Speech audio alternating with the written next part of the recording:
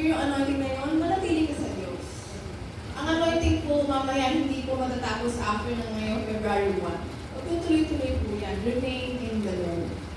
Because that anointing is real, not counterfeit. Hindi peke, hindi copycat. Galing po yan mismo sa Panginoon. And oil symbolizes connection. Again, blood brings transformation. Oil ignites your designation. Blood symbolizes consecration and oil symbolizes connection. And lastly po, blood makes the atonement.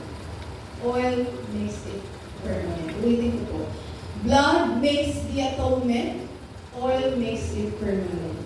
Yung dugo po na yan, ang nagbayad po sa ating mga pagkakasala at ang langis, ang nagpapanatili sa kabayaran po ngayon.